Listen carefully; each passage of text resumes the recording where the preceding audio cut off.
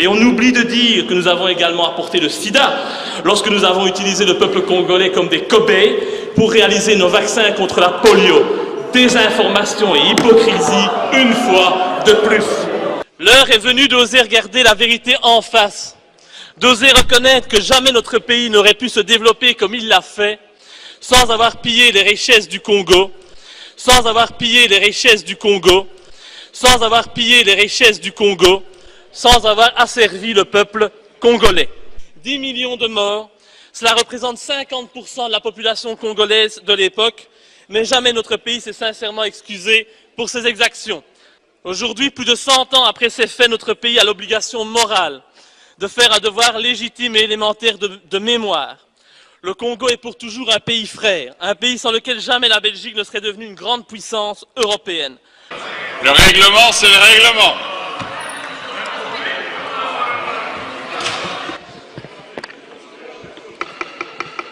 Cinq minutes, Monsieur le Président, c'est parti.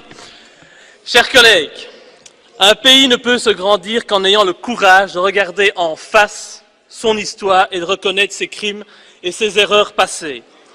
En ce sens, et afin de créer une nouvelle collaboration saine, éthique et respectueuse entre notre pays et la République démocratique du Congo, je pense qu'il est notre devoir, comme l'ont fait avant nous d'autres anciennes puissances coloniales, d'ouvrir les pages les plus sombres de notre histoire.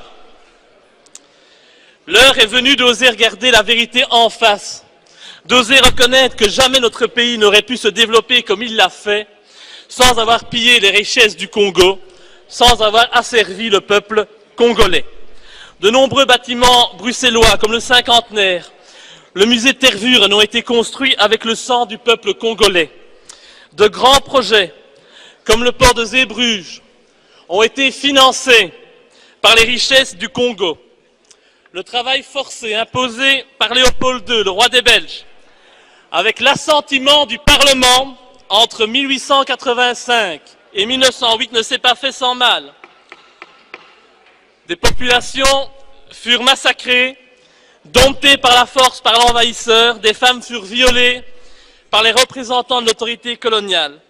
La déportation fut pratiquée, sans oublier la tristement célèbre coutume colonialiste des mains coupées, qui toucha également des enfants.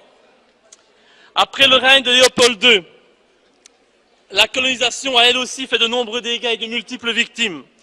Au total, notre pays est responsable de la mort de 10 millions de Congolais, ça mérite un peu de respect. Un des plus grands génocides du monde. Ces chiffres furent évoqués, pas par moi, mais par une commission officielle du gouvernement belge en 1919. 10 millions de morts, cela représente 50% de la population congolaise de l'époque, mais jamais notre pays s'est sincèrement excusé pour ces exactions. Bien sûr, le comportement brutal des colonisateurs était monnaie courante à cette époque, mais ces éléments ne changent et n'excusent en rien les faits qui ont été commis par des représentants de la Belgique, avec l'approbation claire et ferme du souverain de l'époque, le roi Léopold II. L'ambition de notre roi et le statut qu'il voulait offrir à notre pays ne doivent, c'est pas possible, hein,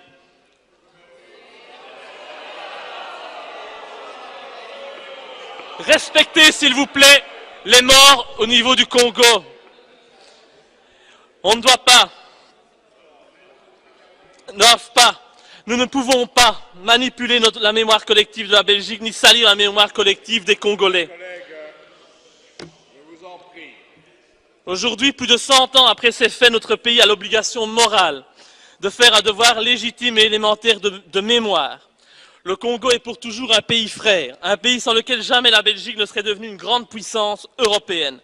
Nous ne pouvons pas aujourd'hui jouer la politique de l'autruche, ignorer la réalité et transformer l'histoire comme bon nous semble. En tant que démocrates, nous devons nous excuser pour le mal que nous avons causé au Congo. C'est bien la moindre des choses. En hommage aux Congolais qui ont connu le travail harassant, exigé en échange de salaires qui ne leur permettaient ni de manger à leur faim, ni de se vêtir ou de se loger décemment ou encore d'élever leurs enfants comme des êtres chers. Pour ceux qui ont connu les ironies, les insultes, les coups matin, midi et soir, parce qu'ils étaient des nègres, ceux qui n'oublieront jamais qu'un noir, on lui disait simplement « tu », non pas comme à un ami, mais simplement parce que le « vous » honorable était réservé aux seuls blancs.